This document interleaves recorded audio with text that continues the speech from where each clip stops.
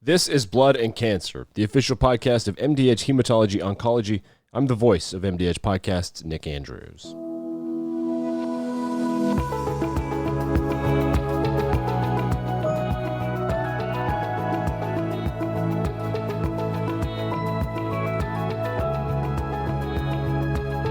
And welcome to episode 106 of Blood and Cancer. I am Nick Andrews. Dr. David Henry can't join me for our intro segment this week. A reminder that you can email the show at podcast@mdh.com, and you can follow us on Twitter at mdhhemonc. Also, Dr. Henry has a Twitter.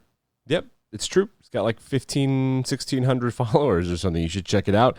That's David Henry, MD. You can find a link to that in the show notes as well. Blood and Cancer is a bi-weekly multi-feed, of course. If you're new, news show drops on Tuesday mornings, and a peer-to-peer interview segment drops on Thursdays with the editor-in-chief of MDH Hematology Oncology, Dr. David Henry. This episode is going to be fascinating.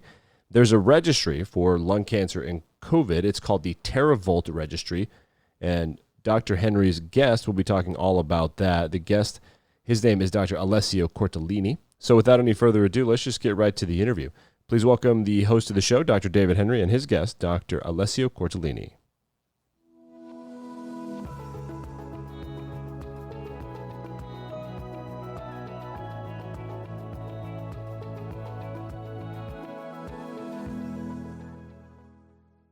Welcome to this podcast. I'm your host, Dr. David Henry. You're listening to Blood and Cancer, and we are coming to you in the afternoon, East Coast time, but unfortunately for our guest today, in the evening from Italy. And because I'm delighted to introduce Dr. Alessio Cortellini, who is a medical oncologist in central Italy, and he'll correct me if I mispronounce it, L'Aquila is where he is. Right, perfect.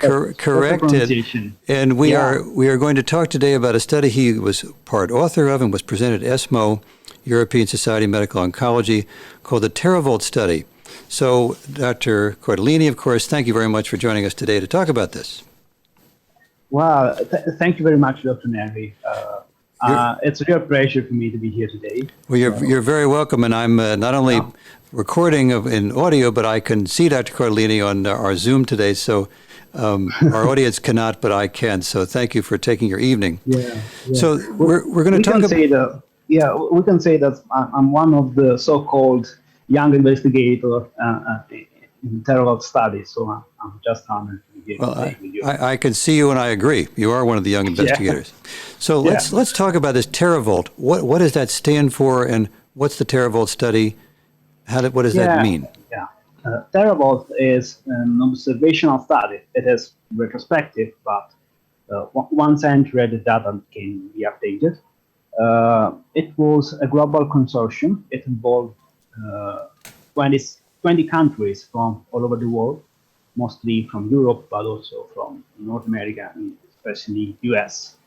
The leader of the project is Marina Chiara-Grassino, who is the head of the thoracic oncology unit at the National Cancer Institute in Milan, here in Italy. And would you like to know about how it all started? Yes. We're going to talk about, of course, COVID. Who isn't talking about COVID these days? And cancer for us medical oncologists, and the TERAVOLT study. So, who's in the trial? So, how did you get in the trial? And how did they have COVID? And who was entered? We were the first Western country which was hardly hit by the COVID-19, as you know. What we experienced the first days of March was a kind of shockwave, and it was Sunday of March when Dr. Grassino sent a huge email to a very large group of people, both national and international researchers and practitioners, launching a kind of warning: our patients dying, we must do something. And the fact is that there was a very urgent need to create some reliable evidences to rely on for our clinical practice. Were they all one cancer or various cancers? I know it was heavily lung cancer. We made this consortium. We collect data about all thoracic malignancies altogether. Dr. Grassino launched the idea after a couple of Zoom meetings, TERAVOLT consortium was born. And we can't thank enough our colleagues from the Valderberg University, particularly Dr. Jürgen Horn and Jennifer Winston, who built the ECRF.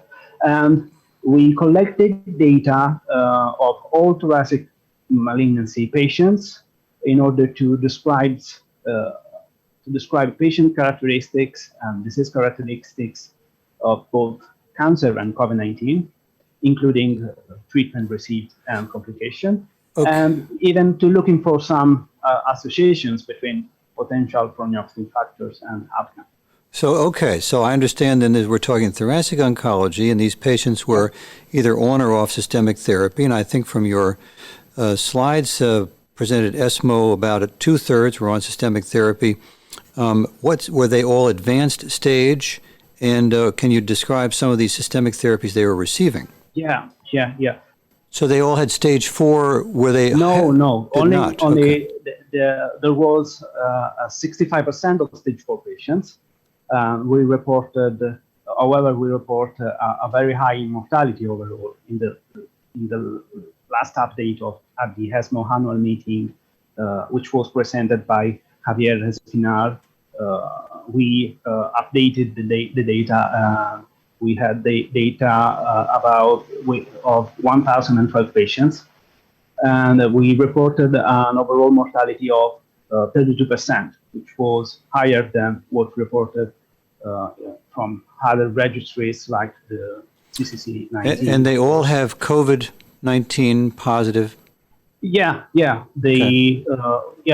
Eligible patients were both tested with swab, but also patients with clinical findings and with epidemiological contacts might be handled in order to not use data, but they are a very little part of the overall population. Now, when did the study start? Because, of course, we're recording this in October 2020, and things were the world was very new, and Italy had a severe outbreak and surge early in the epidemic, March, April, and so those patients, the 32% mortality is, of course, very high for our cancer patients. Was it early or late in the epidemic? Yeah, of course, it was strange. It all started in March 2020. Got it. Okay. We combined our efforts. This is a grassroots project. We combined our efforts, and in few days, the first 200 surveys were entered. And of course, at the beginning of the pandemic, there was a kind of negative selection biases because only more severe forms of COVID-19 patients were tested. And sure, we have a high mortality. Some subgroups like small cell lung cancer, it is even worse.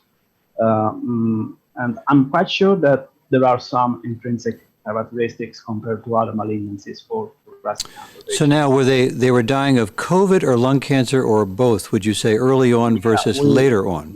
We give the chance, the possibility to the investigators to specify if they were sure that the death of the patients, the survey, was COVID-related or overall death without the certainty of the relationship with the COVID-19.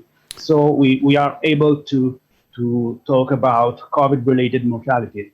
So this 32% of mortality is COVID-related mortality. They're correlated. Okay. Now, can you also dissect for us, these are mostly, well, not all, but many are advanced cancer. Are they getting driving mutation therapy, for example, EGFR or ALK inhibitors, or are they getting standard doublet chemotherapy or checkpoint inhibitors? How would you break that down? Yeah, we collected all this data about recent treatments. We defined recent cancer-oriented treatments received within the previous 3 months. We, in my opinion, we are still not able to make conclusive consideration about the role of cancer-oriented treatments. So we can't quite tease that out yet. In this last analysis, we found a significant association between worse outcomes and recent chemotherapy. From the CCC19, they found an association with chemotherapy and the chemoimmunotherapy combination with worse outcomes. Yeah. But in my opinion, we should look for some disease-specific outcome.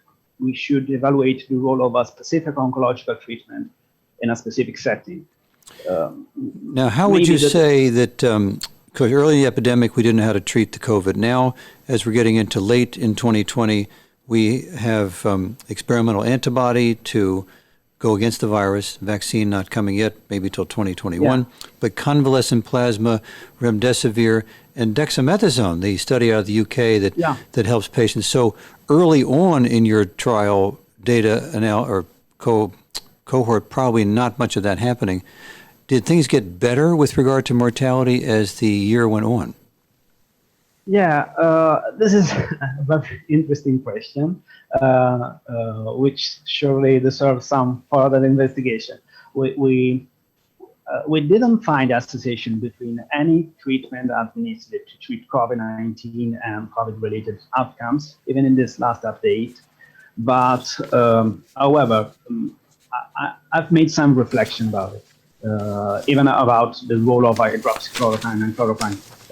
At the previous update at the ASCO annual meeting, where the first 400 patients and the data cutoff was early March, we noticed that around 20% of the patients received chloroquine and hydroxychloroquine, while in this last update, the percentage raised to 30%, indicating probably an increased inclination towards the prescription of chloroquine.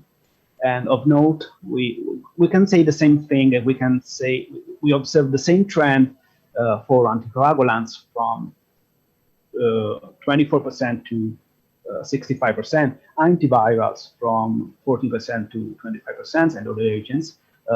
We can say that probably the improvement of the clinical expertise about COVID-oriented treatments might explain this phenomenon. And regarding the antibodies that you mentioned, I suppose that probably our patients, cancer patients, are not used to having access to experimental treatments. I suppose that monoclonal antibodies are available only in the context of clinical trials, and probably this could be a problem. Having a synchronous malignancies might be an exclusion criteria for clinical trials investigating immunomodulatory agents. So. Well, I thought you had in your data, and this will be on our website, the webpage, where you can our listeners can see it, a nomogram for accumulating points. So let me go through two patients which you gave as examples, which I thought was very useful. So it's a point score, and the parameters were ECOG performance status, are you lower or higher? Your stage of your cancer, your thoracic malignancy at COVID diagnosis, are you metastatic or not? Are you a smoker? Yes, no. Your age, and 65 was the break point. Are you on steroids or not? And are you getting systemic therapy for your cancer? And so you gave two examples. I'll just list them and you can elaborate. We had the 70-year-old smoker, ECOG 2, on 3 liters of oxygen. He's stage 4 under treatment. His point score was 260, very high. And you quoted a 60% mortality in him. So this was very high, yes? Yeah. And then we saw, I'll give you the other one. The other example, a 50-year-old ECOG lower, better score, smoker but with a driver mutation, a non-smoker, on osimertinib, and not receiving intravenous advanced cancer type chemotherapy or checkpoint inhibitor. He had a low score, 55 points, and his mortality less than 20%. This last patient was receiving the first line osimertinib, first line. First line, right. This nomogram was built by our statistician, Walter Torre. And basically, as you told, it was weighted on simple clinical characteristics. And I have to tell you, at the first glance, one can wonder about what could be the clinical use of this tool, actually. Beyond its statistical significance. It was made of characteristics that we already know to be related to worse outcomes.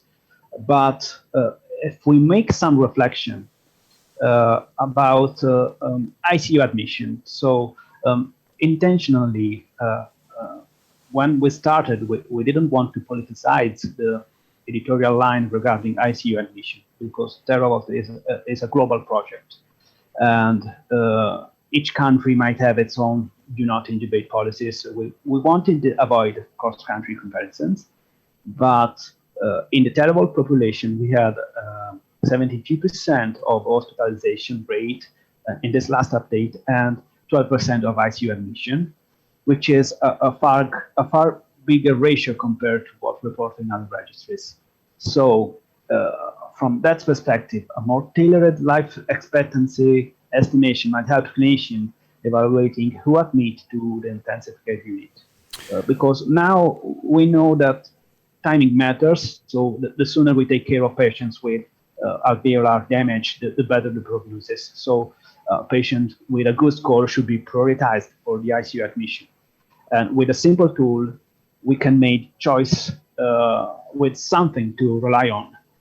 Well, so let me ask you this to put it in perspective, looking back over the trial and going forward. So we're recording again in early October 2020, and we're gaining more and more experience with the virus, with COVID, and also the numbers in our community. So here you are in the middle of Italy, and can you comment on how your numbers are doing in terms of overall infections?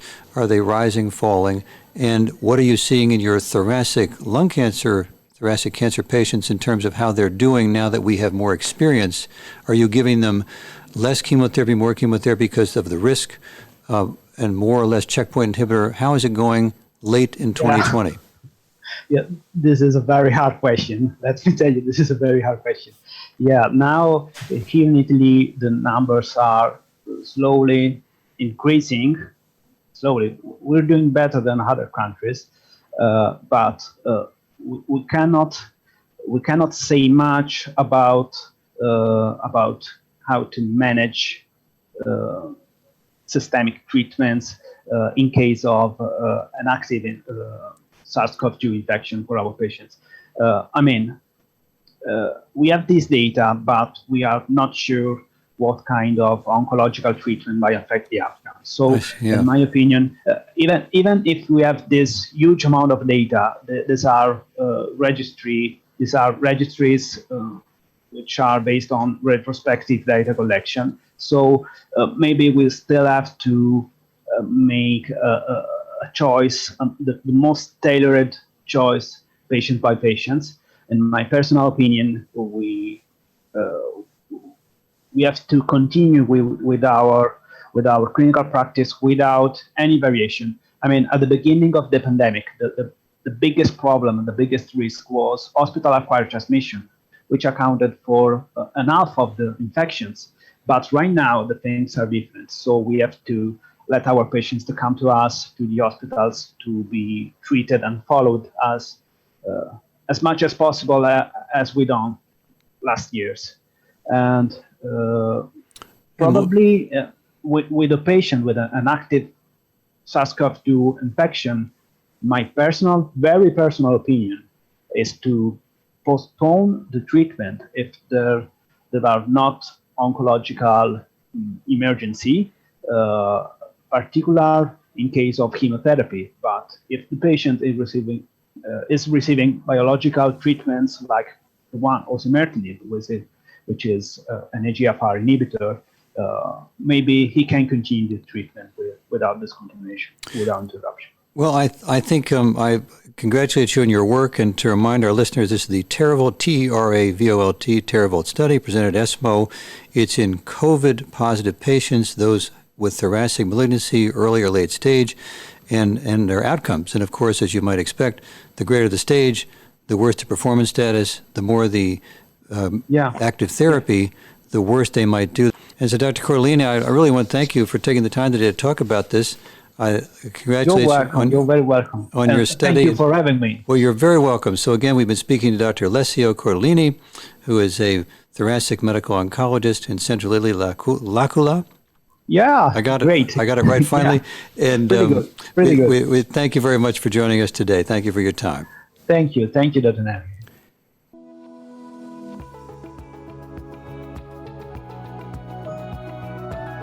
And that's a wrap on episode 106 of Blood and Cancer. I am Nick Andrews. Blood and Cancer is produced by MD Edge editor Jennifer Smith, executive editor Kathy Skarbek, and the senior vice president for Medscape editorial, Dr. Ivan Aransky.